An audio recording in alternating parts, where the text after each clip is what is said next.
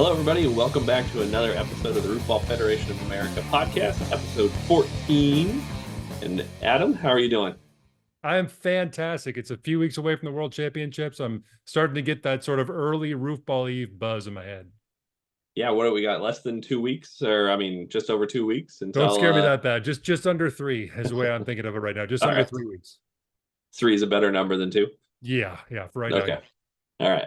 More than 2.5. We'll round up, say 3 weeks until tournament time, which for those that don't know, there's a lot that goes into this, especially nowadays. And Adam, you take on, 99.9% of that probably. So thank give you. or take. I appreciate it. Not a denial. No. Yeah, that's about right. Biggest thing I want to say too is if you're in the Portland area, we're looking to have a big group of spectators too. So hit me up. We'll give you the address. Come on out. We got a food cart. We got a scoreboard out there. You'll be able to see what's going on. We're actually gonna have part of the street blocked off for the first time. You don't have to worry about getting run over by cars. It's going to be a good time. We'll have the cowbells going. So come on out and watch some Roofball live in your neighborhood. Awesome. Now, other than just having a big event, is there any specific reason why we would like a lot of people there? Well, this is the one that's going to end up being on ESPN2. So not the whole thing, but a half-hour version, 23 minutes and 45 seconds. We're going to edit this thing, this behemoth, this 3-hour live stream will become about a half an hour. And then just a few months from now in early August, it'll be on ESPN2. And so we want that to look gorgeous. And, if you want a chance of your face appearing on one of the mother networks, this is your big opportunity. That's right. So if you're playing, you probably have to do pretty well to get much screen time. Yeah. And if you're not playing, just come hang out behind the scenes a lot if you really want to look happy and energetic. You'll have a great chance. Ring those cowbells, cheer a lot. Exactly. Yep. Yeah, bring some signs. It's all good. All right. Well, on today's episode, we have two legends of Roofball. Legends in their own right. We have I don't even know all the different superlatives to throw at them. That came out weird. But yeah, thank you. There you go. But Babe Ruth, as he's now known, Dan O'Reilly, 6-time champion, and won those in pretty much a short period of time there. So definitely dominated the sport. And then Rob Saliski, who has a couple under his belt as well. One I'm very familiar with, as I lost to him on. Well, I won't complain about it. He did quite well. I guess I just beat him in a different one, so we're all good. Anyway, that's where the personal stuff comes out here, Adam. So. Yeah. Well, I will say that there's a little bit of video of that tournament on the podcast, on the video version of the podcast. So you in particular are going to want to check that out. Excellent. I can't wait. So in addition to that, Rob has spent a lot of time in the booth over the years. Probably was famous for a point in time for his Bartles and James love. Yeah. And I think we all know him as our resident NCAA champion. Gymnastics champ, yeah, Penn State. That comes up pretty much every time Rob is being interviewed or talked about. Which, why not? I mean, that's something to be very proud of. So, two really interesting guests. We're going to talk about, obviously, their origin story, how they got involved in Roofball, and what they're up to today. Adam, what else did we talk to them about? Well, there's one really key thing I want eagle-eyed viewers to be looking for. There's a moment where Rob is talking about how he needed, especially last year and at the US Open, he tried to find that balance between taking it a little more seriously and being as professional as he could, but also having fun. And the clip that I show over it is a perfect thing where he has a beer and he hides it behind a laptop. And then he clearly kind of goes, screw it, and grabs the beer back and takes a drink. It's like the perfect encapsulation of what Rob brings to the table. I love it. And he's so good as a commentator. And Danno, but back when he was commentating, they just bring so much to it. And the personality they bring to the booth is fantastic. And of course, their playing skills they're among the elite in Roofball history. Yeah, and I think going back to them doing the kind of announcing together and stuff, they have a lot of chemistry. They're very good friends, which you will learn about in this podcast, and a lot of cool things together. In fact, not only their Roofball origin story, but their friendship origin story comes out of this as well. True. And then Danno had some potentially cool news. We're working hard to help him make that happen, but you want to go ahead? I'm doing the hook 'em horns for the people that listen to us. So tournament in Texas later this year. Still trying to work on the logistics. It's kind of sticking in my craw because he essentially wants to have a regional that would happen after the US Open. So I got to figure out how that works in my head, but obviously it'd be super cool to add another state to our list, create the whatever it would be, the Texas Roofball Association, and get playing down there. As we have 3 players, significant players based out of Texas now, it'd be a lot of fun to finally get down there. Agreed. And I think your concerns can easily be overcome, but we'll save that for I just have to decide not to have them anymore. That's all it is.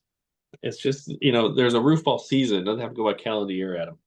Fair enough. It could be the beginning of next year's. That's correct. Yeah. It could be the kickoff of it. Yeah. All righty. Well, without any further ado, here's Rob and Danno. All right, everybody. Here we are with our 2 guests for the episode, Rob Saliski and Dan O'Reilly. Now, you 2 have been on the podcast before, and I'm not sure, Adam, I'm probably, not the first returning, but you're really up there as far as returning guests to the podcast. I think so, yeah. It's great to have you guys back. Always fun to hang out with you guys and chat about whatever, let alone roofball. So let's start. Likewise. Let's start. Where are you guys at right now?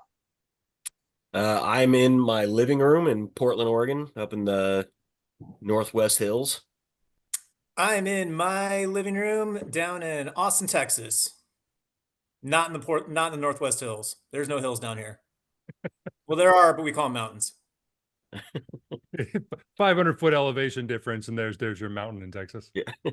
It's about right. Well, guys, so we had you on. You were basically, we did an episode 0, but then we had an episode 1 of this podcast last year when we came on to talk about the 2008 World Championships and that whole thing blowing up. But interestingly, we asked you guys a lot of questions, you gave a lot of answers, but we never actually delved into your origin story and how you got into roofball to begin with. So I want to start with Danno, as he started playing a few years before Rob. Danno, how did you get into roofball to begin with, and what do you remember about that first tournament you played in, if anything?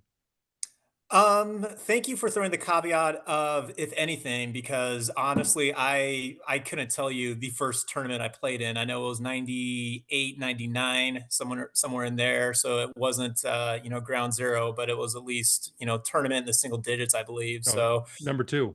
Oh, okay, number 2 then. So yeah, it was, kind of the same story that you've heard before. It's, we all grew up together, out in the, rough and tumble places of Beaverton, Oregon, and getting together Christmas breaks, summer breaks.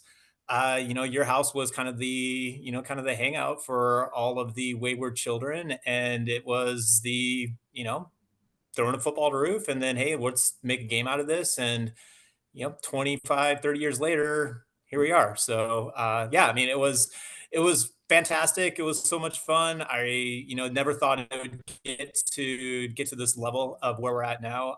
It was always a, for me, I equate it to like a fantasy football draft, to where, the roof ball was fun, but the ultimate get together. The ultimate goal of doing it was the getting together and seeing the boys you haven't seen in a few months. And, just seeing where it is now, it's a blast, and I couldn't be more proud of you. All right, Rob, how about you? Danno got me into it. That's the short story of it. So, I think we mentioned previous podcasts. So Danno's best friend in high school was my best friend in college. And, when I moved out to Portland, I didn't know anybody. I just sort of leap of faith it out here.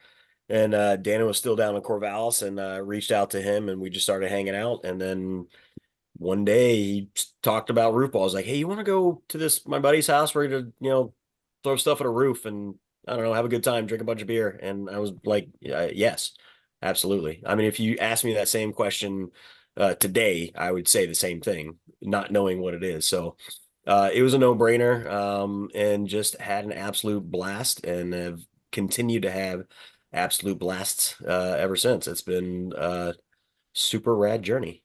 I'm glad we do these, Adam, because I learned things like the roofball headquarters used to be the streets of Beaverton Orphanage. That's an amazing story. Well, Derek, we've known each other about 17 years now, or 16 years now, and the whole time I thought you had a sister and no brothers until like this year. So yeah, Yeah, sometimes you need an excuse to actually talk about stuff. All right, so I guess I'll just jump on with some news, some exciting news, and that's both that Rob and Dan, you'll be here at the next tournament, and on May 4th. May the 4th be with you for the World Championships, which is awfully exciting. I know, Dano, for you, that was the last time you were able to play, and it was one of my favorite tournaments last year. In fact, Can't imagine Rob, why. the other one you did well in, that was my other favorite tournament, but it's happening again. I think, Dan, a question for you. What was that like coming back last year? Um, did it take on any other difference than other ones you traveled for, or was it just same old, same old? I mean, outside of getting eliminated in the first round, I wouldn't say it's same old, but I mean, it's just, I mean, it's been cool seeing the kind of the exponential leap in the production of all the behind the scenes stuff that happens, at RFA headquarters now. First doing these, it was, hey, let's just get a pad of paper and write down scores, and then it's a, hey, let's get a tripod out and get Mama Willis's old VHS camera and record this stuff, and then, hey, let's get Adam had his connection at Tualatin Valley Cable Access, and so now we got a truck out there, and then now it's multiple camera angles and mic booms and a mobile recording studio. I mean, or production studio. I mean, it's just seeing all the work that goes on behind the camera outside the fields of play there. It's incredible. What do you think of the crowd? Crowd was great.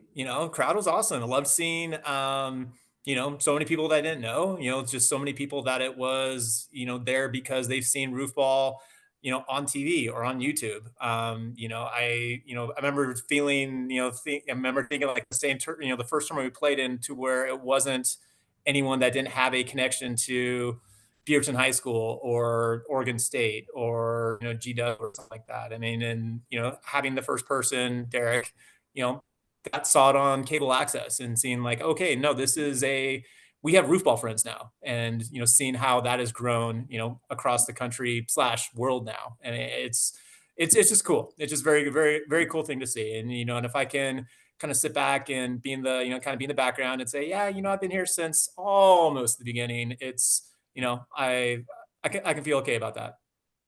Well, Rob, Dano talked about the production value, and I'm about to blow a lot of sunshine up your ass, as they say. One of the early highlights of those productions, honestly, was your color commentary. And, as since those early days, I thought you were pretty much a natural in front of the camera. Obviously, you came back and you did all three, or I think 3 out of 4 tournaments last year. And so I just want to say, I want to ask you about how much more challenging it felt. Did you feel any additional stress knowing that the audience had grown leaps and bounds? You know what, I did in the beginning, so from the last tournament that we did, because it was so much more official feeling, and it was the first time I walked in kind of going, you know what, I want to do this justice. Like, I want to actually take this part of the commentary a little bit serious, not necessarily the comments themselves, but the job itself. I wanted to start taking a little bit more serious, just to, knowing the amount of effort that you've put into this and respecting the hell out of that. And knowing the background there, I wanted to make sure that I was doing my best not to step on like Travis's lines when he was sitting, not lines, but trying to figure out what the actual role of color commentary was, or commentator was, instead of just the guy that sits there and just says whatever dumb shit comes to his mind at the time, right? So, but then midway through, I kind of felt like I was being a little too stiff, and we didn't have enough, and I went, oh wait, no, I think the way we were doing a better past, when we were just showing up and I was just going, yes, I've never done this before. Of course, I'm going to just start talking and doing stuff and see what happens, because it's a new experience. I kind of went back to that, and I ended up being a lot more comfortable, and it ended up, I think, being better as we went. So I'm going to try to approach it with that attitude a little bit more next time. Still want to be professional as far as the production goes, and as far as like making sure it's a quality experience for everybody, and taking that part of it serious. But just to be able to go in and relax and have that part of it, like, I don't want Travis's position where he's doing play-by-play, because I don't have I've got too much ADD for that going on. I want to be able to just talk about, oh yeah, the thing that's over there, and let's make a joke about this guy, and that's my favorite part about it. So there was, yes, more pressure, but also a realization of I don't need to put more pressure on myself for it. Just need to just relax and let it rip and have fun with it. Absolutely. So, Rob, slight follow up there. As Adam mentioned, you seem pretty natural, and you always seem pretty relaxed and just kind of being Rob when you're out there with or without a Bartles and James in your hand. What would you say is the most fun part of commentating, and what's the most challenging?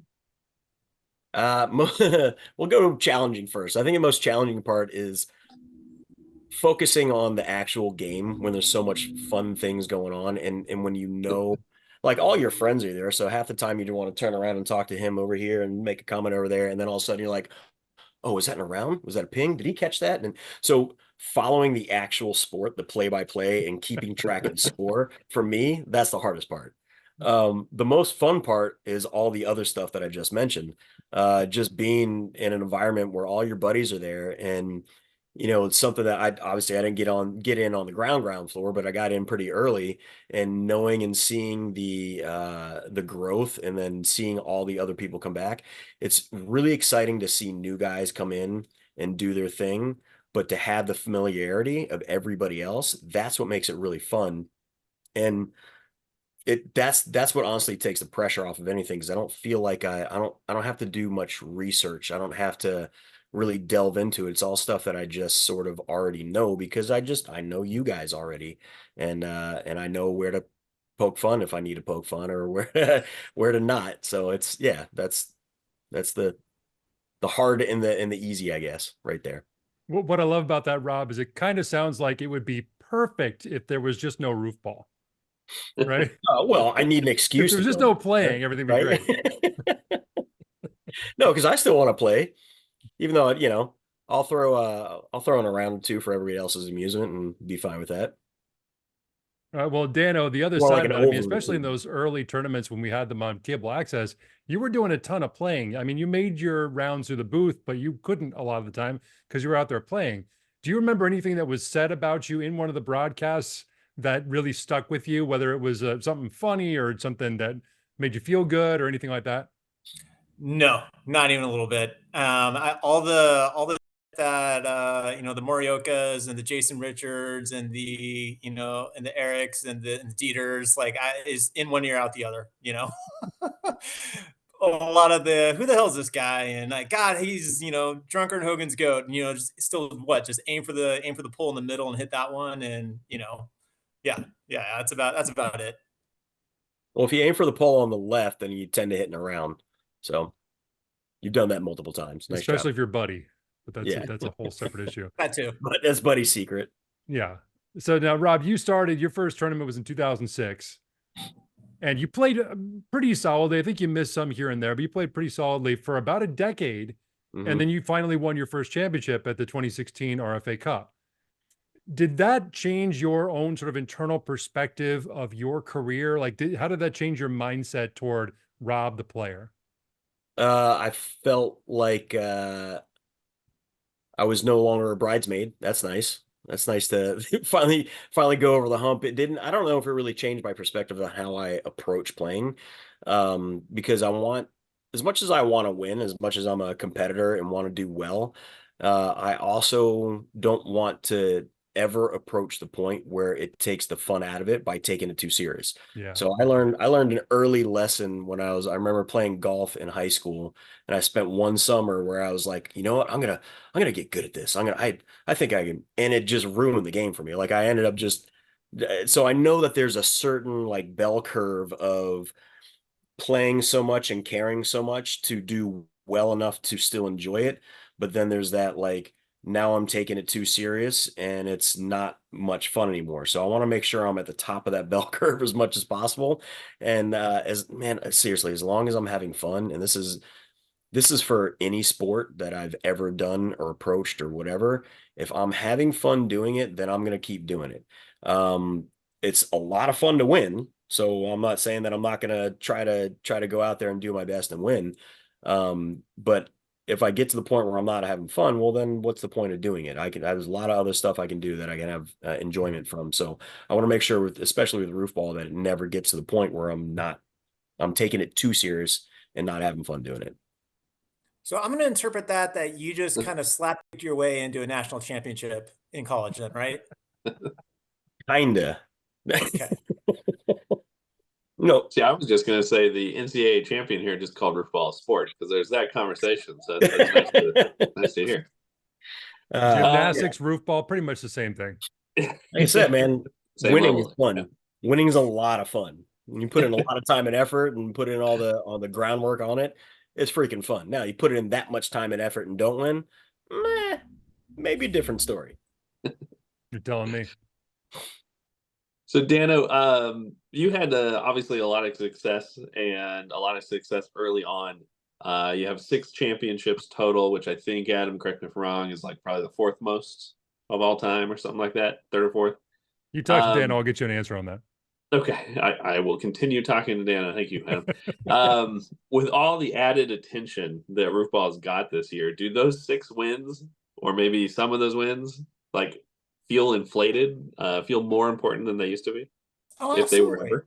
Yeah, absolutely. I think I think I mentioned this on our previous podcast where I think that it was today's Roofball athlete is, just leaps and bounds, greater than, the jackasses that I played with back in the day and beating back in the day. I mean, I think that's kind of, coming up with the moniker of Babe Ruth here. I mean, it was, it just say what you want to say about him as a baseball player. He's not competing in today's Major League Baseball. And so, that's, I say it tongue in cheek, but that's, ultimately kind of how I feel about it. And it's, I'm coming in with 0 expectations.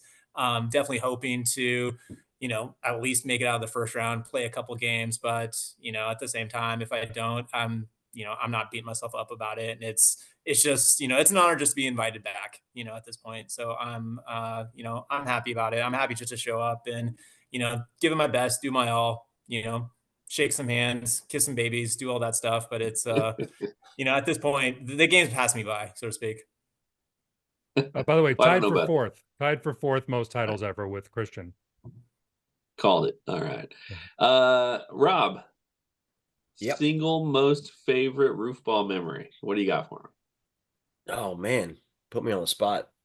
And I'll even define it further for you. As a player. As a player. Yeah. Well, individually, obviously getting over the hump and winning the first championship, that's kind of the obvious thing right there. But yeah, we'll stick with that one for now. I'll come back and give you something else if I can think about something else. But that's like, as a player, that's the single most favorite, even though probably I know there weren't a lot of people in that first tournament that I won. There weren't a ton. Let's look at the field there, right? But I'll take it. Everyone needs a slump buster here and there, right? Well, and did I can't remember, was it the first one? You're one of the few early players to have won on a roof that isn't my mom's. Yeah. My first one was out in Canby, and I think I played Stoopy in the final there, Steve Stoopy. Well, you beat Derek in one of them. I can't remember which one. It was me. Yeah. I beat you in the first one? Yep. Oh, well, there we go. So there, it's a 24-3 game, right? My favorite one then. Without a doubt. Fair enough. All right, Danno. So last year we talked about this briefly, but I think there's been some movement on it. So, we got a handful of Roofball players that already live in Texas. And so tell us about in the effort to try to get a tournament out there, tell us what has happened. All righty. So buddy of mine owns a gym out in Dripping Springs. It's a suburb of Austin, about 20, 15 miles west of Austin here. He has, he's seen the growth of the sport. He's heard, has heard my recollections and the holy shit, I went viral on Reddit kind of thing. Done some research on it, watched the videos, and he's like, "Hey, I got a place. I want to host Roofball. Let's host Roofball." I was like, "You sure about that?" Like, absolutely, let's do it. So 2024. The date has not been finalized yet, but we're thinking fall, so sometime September, October 2024. Roofball's coming to Texas, y'all. So get your boots, get your spurs, get your hats. We're gonna get weird. It's gonna be fun.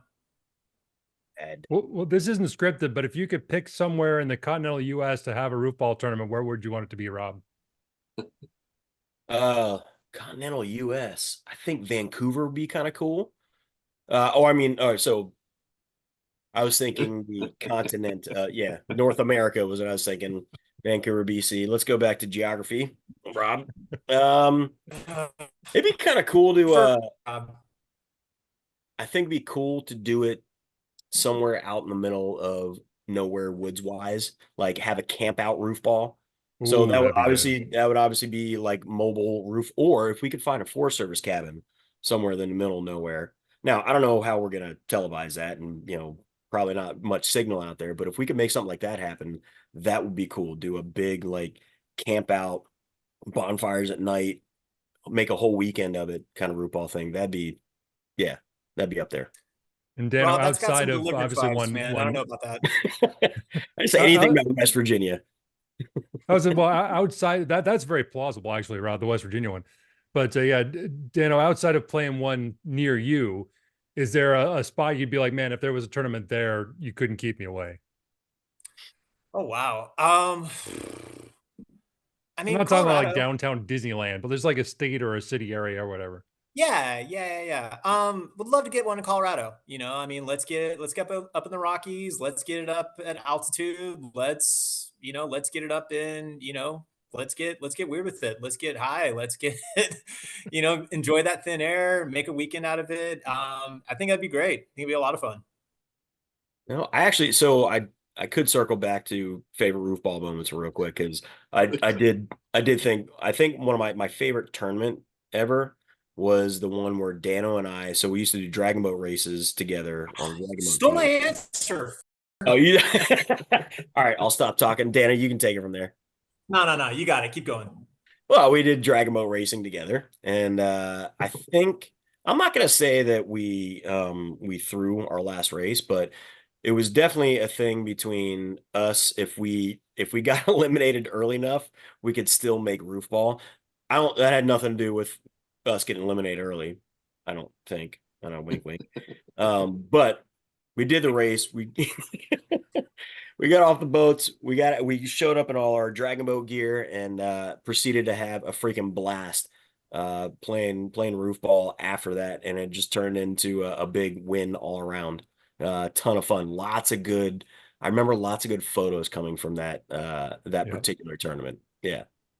Well, what a great Portland, Oregon and suburbs day to do the quirky thing of the dragon boat races and then come running over and do something arguably quirkier, throwing a ball at my mom's natural gas fan. Yeah, it definitely sounds like a fun arguable about that.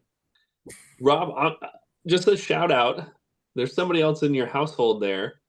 Your wife, Mel.